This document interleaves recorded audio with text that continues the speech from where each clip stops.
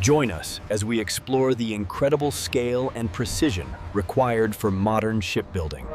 한화오션의 선몰한 해지 비율 약 7%, 수주잔고의 93%가 환율 변동에 그대로 노출되어 있습니다. 11편에서 삼성중공업이 90% 이상 해지한다고 했잖아요. 하나오션은 그 정반대. 환율이 100원 오르면 영업이익이 수천억 원 늘어나는 구조예요. 근데 이건 천재적인 전략인가? 아니면 도박인가? 2부에서 환오픈 전략의 구조, 거제조선소 6,500톤 크레인, 스마트야드, 그리고 PBR 2.2배가 정당한지라는 밸류에이션 논란까지 한화오션 투자의 핵심을 다 다룹니다. 쿰바야입니다. 지온입니다. 삼성중공업은 거의 전액 해지에서 환율 변동을 차단합니다. 근데 한화오션은 그 반대예요. 그 말은 선물한 계약을 거의 안 한다는 거잖아요. 수주잔고 대부분이 달러인데 환율이 오르면 원화로 환산한 매출이 그대로 늘어나는 거예요. 맞습니다. 2024, 2025년 원달러 환율이 1,400원대를 유지하면서 한화오션은 대규모 환차익이 영업이익에 반영됐어요. 이게 영업이익 366% 급증의 핵심 원인 중 하나입니다. 역사적 비교로 보면 2010년대에도 환율 변동이 조선사 실적에 큰 영향을 줬어요. 그때 대우조선해양이 환율 급변동으로 수천억 손실을 내기도 했는데 아이러니하게도 같은 회사의 후신인 한화오션이 지금은 환율에 가장 공격적인 전략을 쓰고 있어요. 그러게요. 과거의 실패에서 얻은 교훈을 삼성중공업은 100% 해지로 갖고 한화오션은 반대로 환율을 적극적으로 활용하겠다는 선택을 한 거예요. 같은 경험에서 정반대의 결론을 내린 셈이죠. 참 아이러니해요. 만약 한화오션의 미해지 달러 포지션이 200억 달러라고 가정하면 환율 100원 변동 시 영업이익 차이가 2조 원이에요. 2조! 그래서 한화오션의 분기 실적은 환율에 극도로 민감합니다. 컨센서스를 상회하는 어닝 서프라이즈가 자주 나오는 이유도 환율이 예상보다 높았기 때문인 경우가 많아요. 근데 반대 시나리오도 생각해야 해요.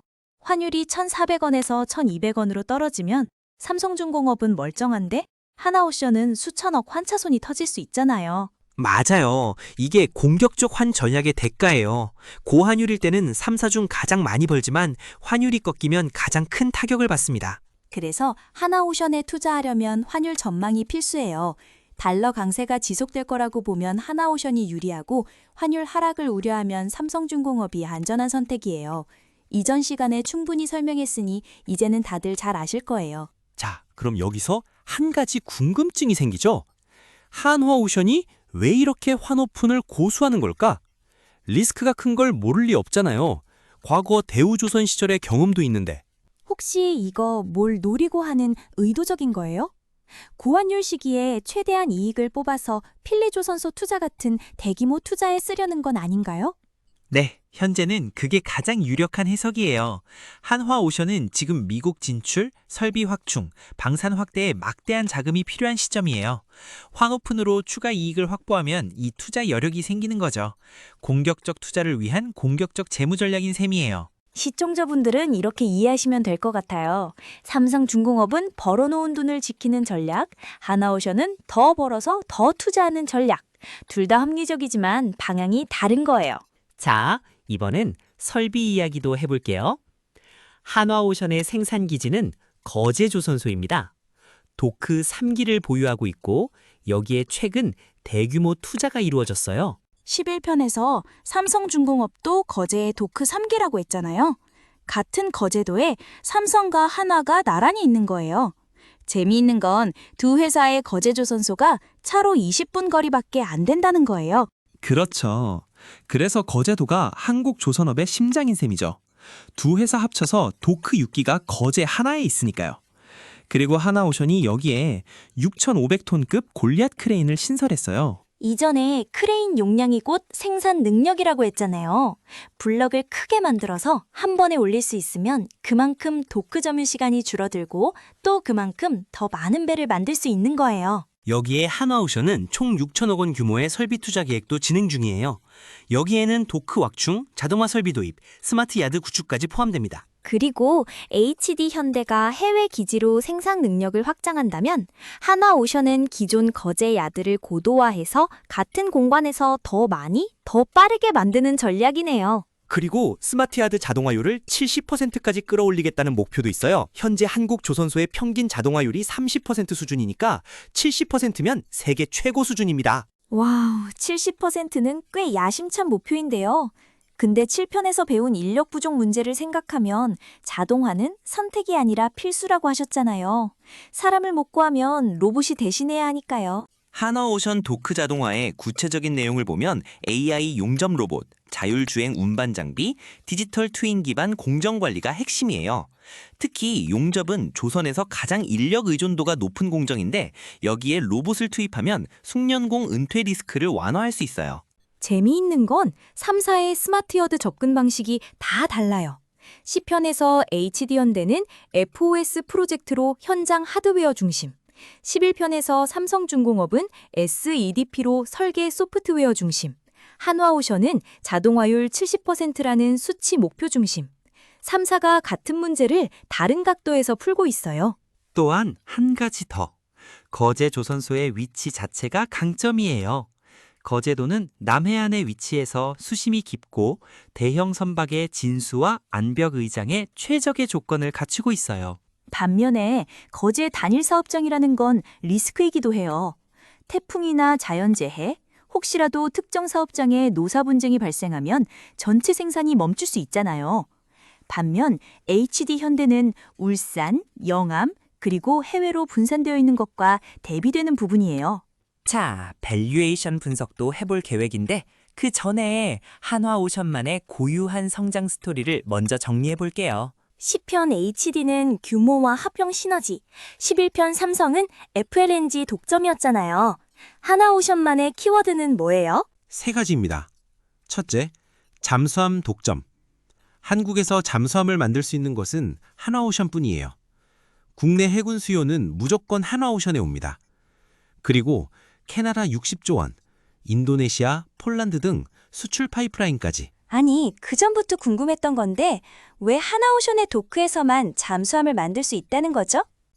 그건 도크가 단순히 배를 건조해서 완성해서 물을 넣어서 진수시키는 공간만을 의미하는 게 아니라서 그래요.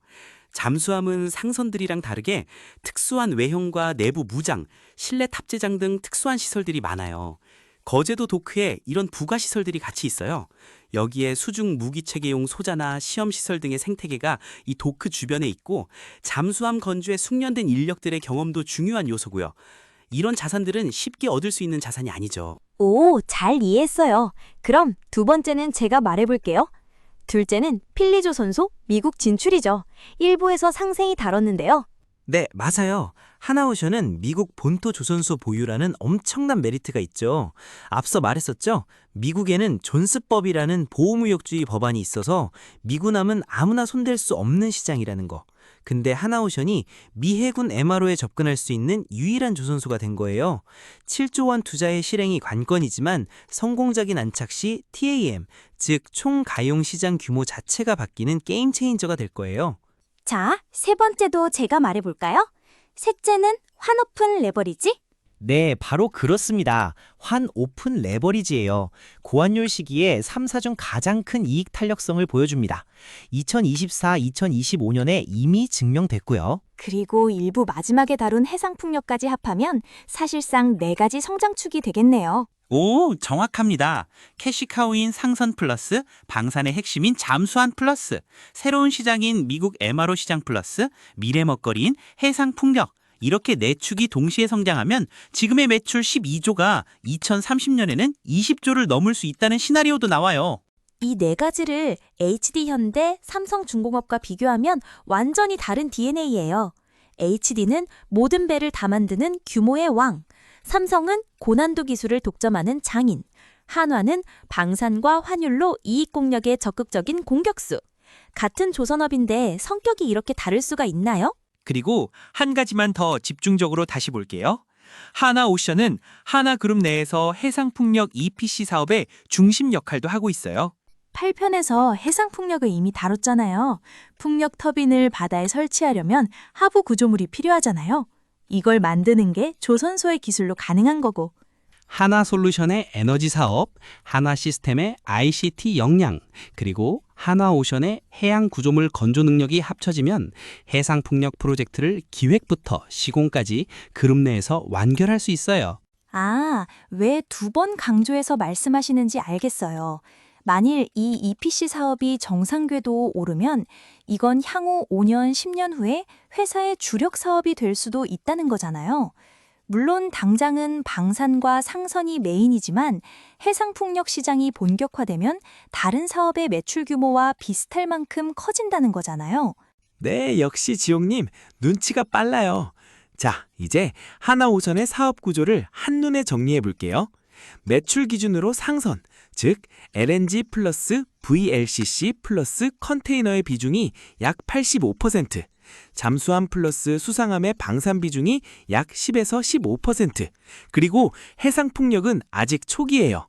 근데 2030년쯤 되면 이 비율이 바뀔 거예요.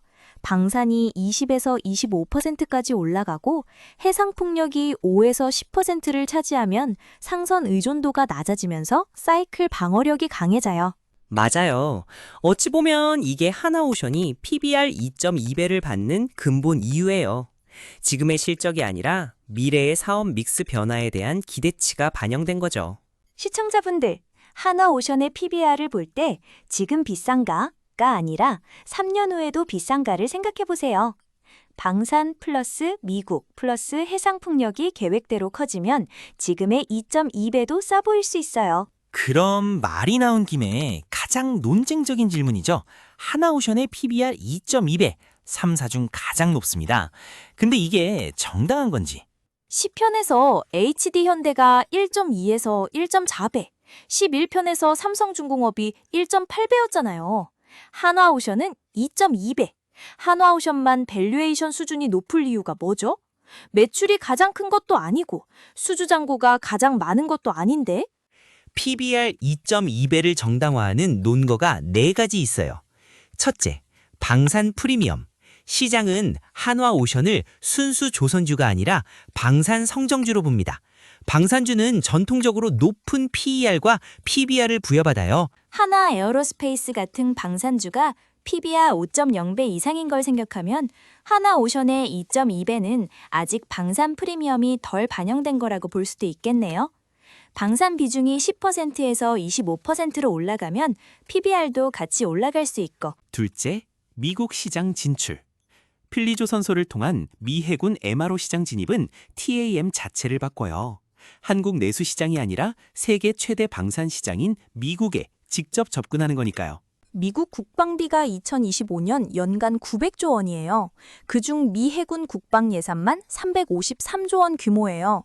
해군 함정 관련만 해도 수십조, 정확히는 25년 44조 원, 26년 65조 원, 27년에는 90조 원이 예상돼요.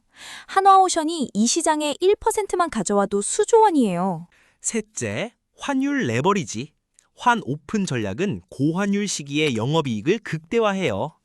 2024에서 25년 실적이 이를 증명했고 시장은 이 이익 모멘텀에 프리미엄을 줍니다. 물론 그 반대의 경우도 생각은 하셔야 돼요. 반면에 밸류에이션에 대한 부정적인 시각도 있어요. 특히 PBR 2.2배가 과도하다는 논거도 있어요. 첫째, 필리조선소 7조 원 투자의 실행 리스크. 아직 매출이 거의 없는 상태에서 7조를 투입하는 거잖아요.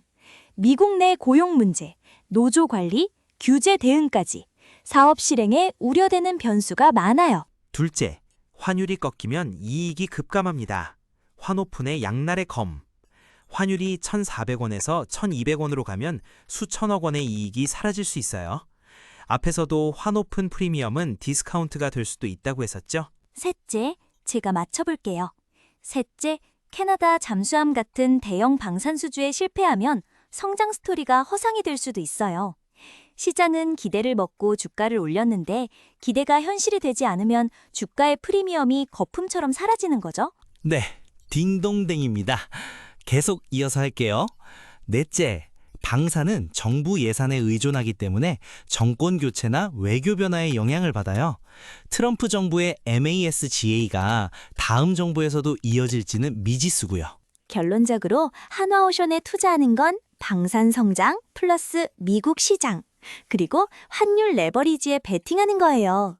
이 세 가지 중 하나라도 기대에 못 미치면 PBR 2.2배가 부담이 되고 셋 다 잘 되면 2.2배도 싸다고 볼 수 있어요. 맞습니다. 이 시점에서 국내 대표 조선사 3사 비결을 한 줄로 요약하면 HD현대는 규모와 안정의 할인주, 삼성중공업은 기술과 안정의 적정가, 한화오션은 성장과 공격의 프리미엄주입니다. 시청자분들, 일전에 왜 같은 조선주인데 PBR이 다를까라는 질문을 던졌었죠? 여러 편을 통해 그 답을 드렸고요. HD 1.2배는 지주사 할인과 규모의 안정성, 삼성 1.8배는 FLNG 독점과 환해지 안정성, 한화 2.2배는 방산 플러스 미국 플러스 환율 3중 프리미엄. 각자의 투자 성향에 맞는 회사를 고르시면 됩니다. 실전 팁, 하나 더 팁을 드리면 3사를 분산 투자하는 전략도 있어요. 세 회사의 DNA가 다르니까 환율이 오르면 한화오션이 빛나고 FLNG 수주 뉴스가 나오면 삼성이 빛나고 방산 수출 뉴스가 나오면 HD와 한화가 동시에 반응해요. 조합 자체가 분산 효과를 줍니다. 네, 이제 12편 전체를 정리해볼까요? 네, 먼저 1부입니다. 대우조선해양에서 한화오션으로의 변신, 한화그룹 방산퍼즐의 핵심 피스, 잠수함 독점과 캐나다 60조 결선, 필리조선소 7조 투자와 MASG, VLCC와 LNG 수주호조, 해상풍력 진출까지. 2부, 환 오픈 7%의 공격적 전략과 그 이유, 거제 6,500톤 크레인과 자동화율 70% 목표, 해상풍력과 그룹 시너지, PBR 2.2배의 방산 플러스 미국 플러스 환율 3중 프리미엄과 4가지 리스크.